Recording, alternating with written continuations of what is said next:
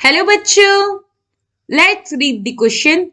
An element has successive ionization enthalpies as 941st, 2080, second, third, 3090, fourth, 4140, fifth, 7030, sixth, 7870, 7, 16,000 and 8, 19,500 kilojoule per mole. To which group of the periodic table does this element belong? Option A 14, option B 15, option C 16 and option D 17. So question में क्या गया है कि हमारे पास एक element है जिसकी successive ionisation enthalpy हमें गिवन है। फर्स्ट है 940, ये है second, third, fourth, fifth, six, 7 and 8। तो बेसिकली हमें एलिमेंट की 8 आयोनाइजेशन एनर्जी गिवन है। हमें बताना है कि ये एलिमेंट जो है वो पीरियोडिक टेबल के किस ग्रुप का एलिमेंट है।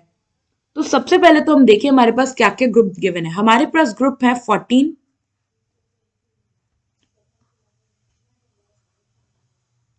ग्रुप है 14, 15, 16 एंड 17।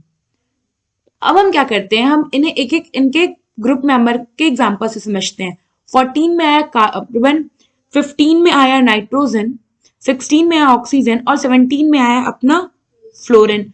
अब इनका कॉन्फ़िगरेशन देखें तो कार्बन क्या होता है, ये होता है एटॉमिक नंबर 6 और इसका कॉन्फ़िगरेशन होता है 1s2, 2s2, 2p2। नाइट्रोजन का एटॉमिक नंबर होता है 7 और इसका कॉन्फ़िगरेशन होता है 1s2, 2s2, 2p3। ऑक्सीजन का एटॉमिक नंबर होता है 8 और इसका कॉन्फ़िगरेशन होता है 1s2, 2s2, 2p4। And fluorine का एटॉमिक नंबर होता है 9 और इसका कॉन्फ़िगरेशन होता है 1s2, 2s2, 2p5। ना अब हम बात करते हैं कि आयोनाइजेशन एनर्जी क्या होता है। तो आयोनाइजेशन एनर्जी आई बेसिकली इसमें क्या होता है कि मान लीजिए हमारे ये एक एलिमेंट है, हम इसे कुछ एनर्जी देते हैं सो दैट ये अपना एक इलेक्ट्रॉन लूज करे, इलेक्ट्रॉन लूज करके अपने पे पॉजिटिव चार्ज लाए। यही जो एनर्जी रिक्वायर्ड होता है, इसी एनर्जी को हम बोलते हैं आयोनाइजेशन एनर्जी। ना जब हमने फर्स्ट इलेक्ट्रॉन रिमूव किया तो उस केस में ये हो गया आयोनाइजेशन एनर्जी 1। अब ये जो हमारा X प्लस है, +1 चार्ज, इसमें जब हम एनर्जी प्रोवाइड करके इसको X+2 में ले आते हैं और एक और इलेक्ट्रॉन रिमूव करते हैं, तो यहाँ जो एनर्जी लगी ये हो गई अपनी आयोनाइजेशन एनर्जी 2।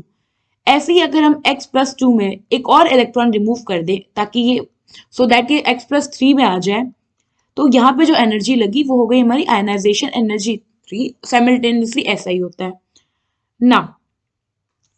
आयोनाइजेशन एनर्जी में जो अपनी आयोनाइजेशन एनर्जी सब बड़ी वाली होती है, फॉर एग्जांपल जैसे यहाँ 3 सबसे हाईएस्ट हमने कंसीडर किया, तो ये जो आयोनाइजेशन एनर्जी 3 होगी ये 2 से ज्यादा होगी और जो 2 वाला होगा वो 1 से ज्यादा होगा।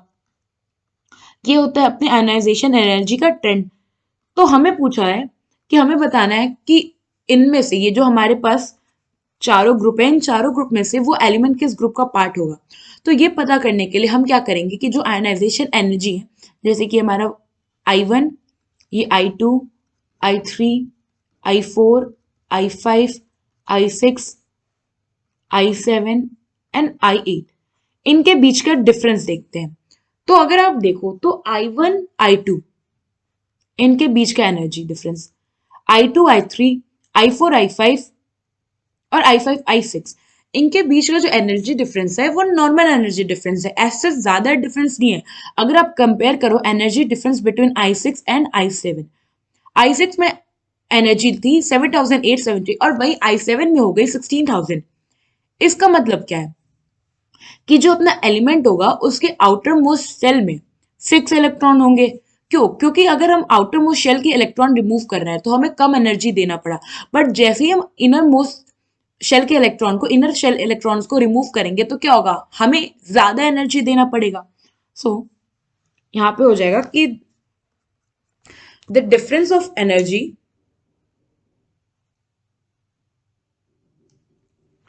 यहाँ पे हमारा क्या हो जाएगा कि जो ionisation, the ionisation energy difference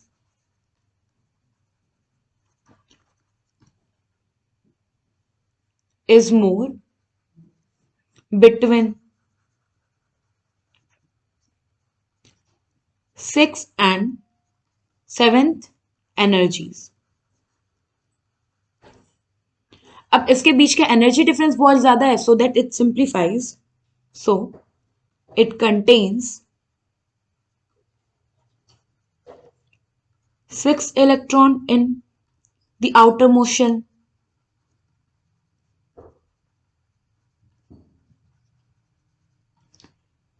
and to remove electron from inner shell we required large amount of energy.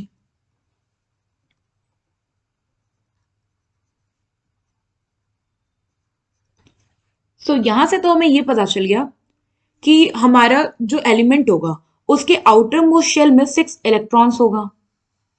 तो अब हम क्या करते हैं, मैंने ये कॉन्फ़िगरेशन इसलिए लिखा था सो दैट हम इजीली फाइंड आउट कर सके कि कौन सा हमारा जो एलिमेंट है, जैसे कार्बन ये ग्रुप 14 का है, तो ग्रुप 14 में जितने एलिमेंट होंगे उनके आउटर मोस्ट शेल में क्या होगा, सेम इलेक्ट्रॉन होंगे।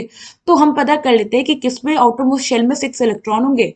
वही ग्रुप ऐसा होगा जिसका वही ग्रुप ऐसा होगा जो हमसे सॉरी वही एलिमेंट ऐसा होगा जो कि जिसके जो आयनाइजेशन एनर्जी है 6 और 7 के बीच का डिफरेंस वो सबसे ज्यादा होगा। और वही हमसे पूछा है कि वो जो एलिमेंट है वो पीरियोडिक टेबल के किस ग्रुप से बिलोंग करता है।